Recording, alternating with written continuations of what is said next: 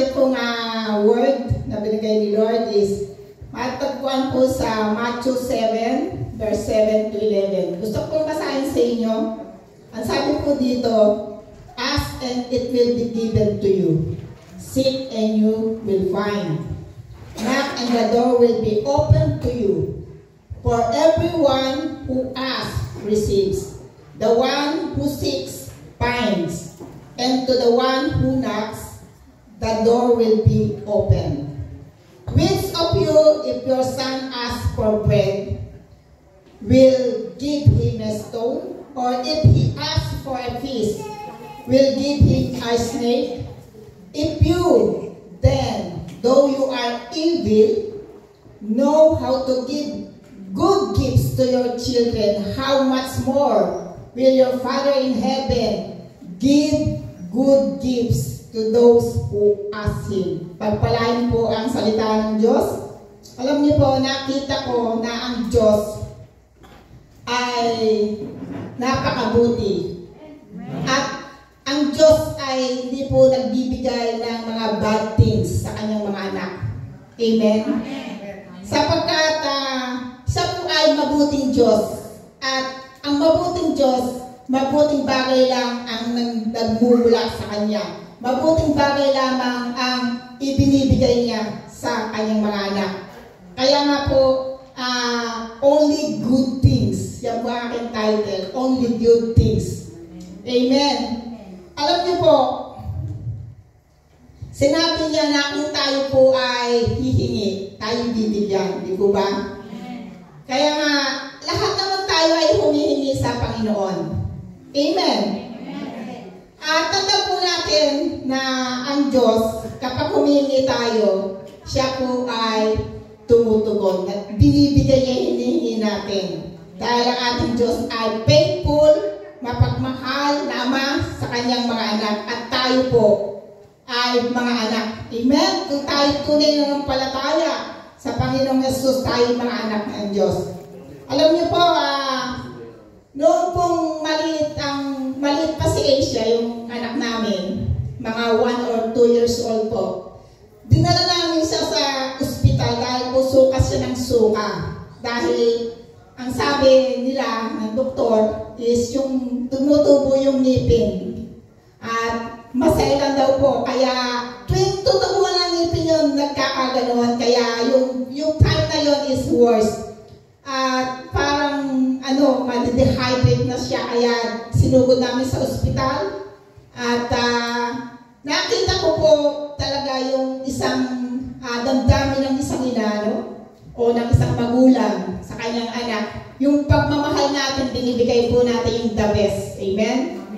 Na during that time na hospital ay yung awang-awa tayo sa ating anak na dinextrose, di ba? Sinaksakan, nilagyan ng dextrose.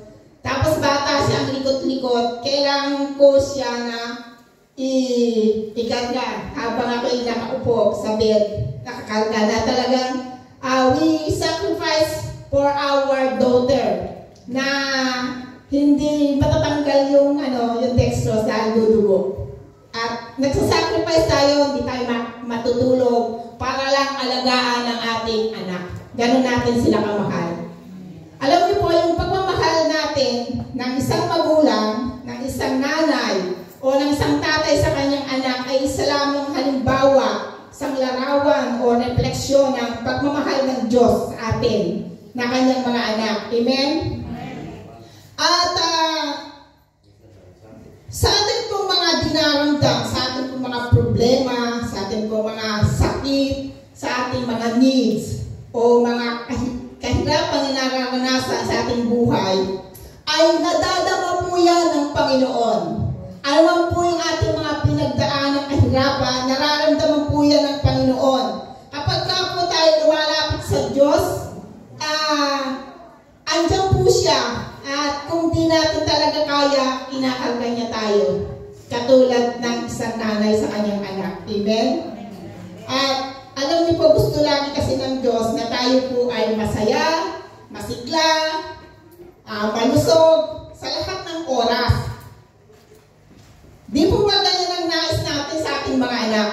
Amen? Kaya ginagawa po natin yung ating mga kaya at nagsasacrifice tayo para sa kanila. At ganun po ang Panginoon sa atin.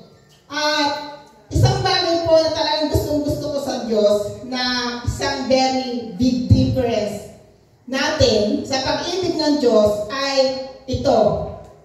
Kayang-kaya ng Diyos na ibigay sa atin yung ating hinihingi, yung ating mga pangailangan na sa ating mga sakit, kahirapan, mga kakulangan ay kayang-kaya. God is able to give everything that we need from Him. Amen?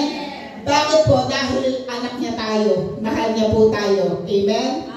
At alam niyo po, and it is reminded me yung ginawa niya sa kanyang anak, nag-isa niyang anak na si Jesus, na ipinadala niya upang mamatay para sa ating mga kasalanan, para sa ating katubusan sa lahat ng mga sumpa ng kasalanan, sumpa ng kamatayan, sumpa ng kahirapan, sumpa ng sakit, sumpa ng kautusan. Sa lahat ng mga bagay na ito ay pinadala niya ang kanyang buktong na anak upang tayo ay mahango at maranasan natin yung kanyang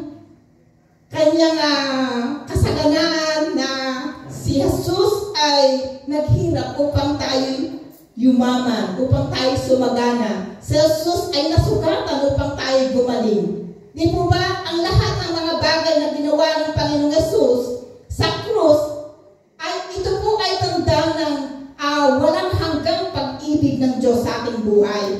Kaya nga po, sabi po sa John 19:30, sabi po dyan, sinabi ng Panginoon nung siya'y nasa krus, it is finished.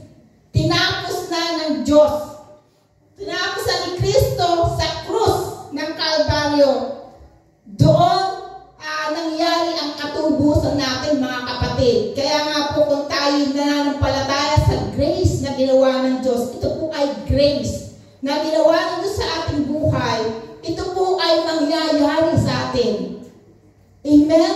Paniniwalaan na lamang po natin, ginawa na ng Panginoon ang pagpapala, ginawa na ng Diyos ang kagalingan, ang kalayaan. Amen? Kaya nga po napakabuti at dakila ang pagmamahal ng Diyos sa atin na kung ibinagay niya ang kanyang bugtong na anak na kaisa-isahan na pinakamamahal niya, yung pa kayang hinihingi natin na napakaliit na bagay hindi niya ipagkaloob. Amen? Amen. Amen. Kaya nga po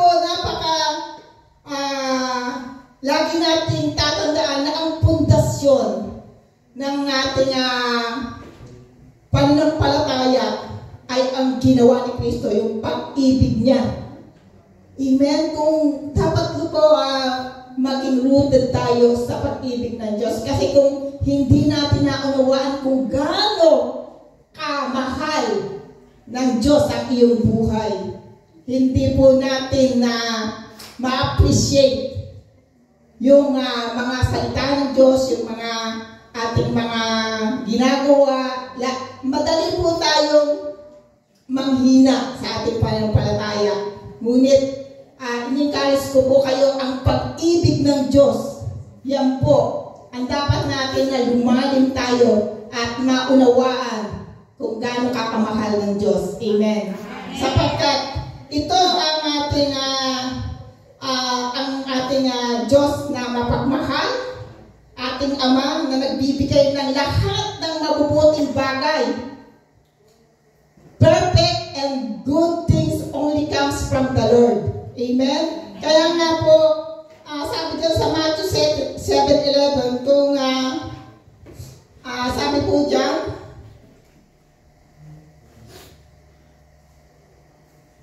if you then, though you are evil, know how to give good gifts. Yan, di ba? Kahit tayo, marami tayo mga kapalpakan, yung ating mga ginagawa ay dapat talaga yung lahat ng kaya natin gawin para sa ating anak ginagawa natin. Amen? Sabi dyan, how much more will your Father in heaven give good gifts to those who ask Him? Meron pong katuloy those who ask Him. Kaya nga po, kung tayo ay nangihingi, bibigyan naman po tayo ng mga bubuting bagay na alam ng Diyos na makakabuti sa atin. Alam ng Diyos na matutuwa tayo. Pero ang dapat po nating itandaan, tayo po ay huwag pong magsawang manalangin. Huwag po tayong magsawang humingi sa ating Diyos. Amen? Never give up praying. Amen? Kaya, praise God. To those who ask, sabi dyan, everyone asks, receives. Lahat ng humihingi, lahat ng nananalangin, tinutugon ng Diyos. Yan po ang pangako ng Panginoon. Amen? Lagi po natin alalahanin yung pag-ibig ng Diyos kapag po tayo lumalapit sa ating Panginoon. Kasi po, yung pag-ibig ng Diyos, kapag alam mo na ikaw ay mahal ng Diyos, at ikaw ay anak ng Diyos, masarap po, meron kang boldness meron kang boldness and confidence na ikaw ay diringin ng Panginoon dahil ikaw ay anak. Amen? Di ba ganyan tayo sa ating mga magulang, kapag anak meron tayong boldness, di tayo nahihiya, tayo ay may tiwala. Amen? Kung hindi pa binibigay, kinukulit natin. O, ganyan tayo. Yan ang gusto ng Panginoon. Lagi tayo humingi sa Kanya. Amen? Sapagkat the love of God never fails. Amen. Amen. Yun lang po at glory to God.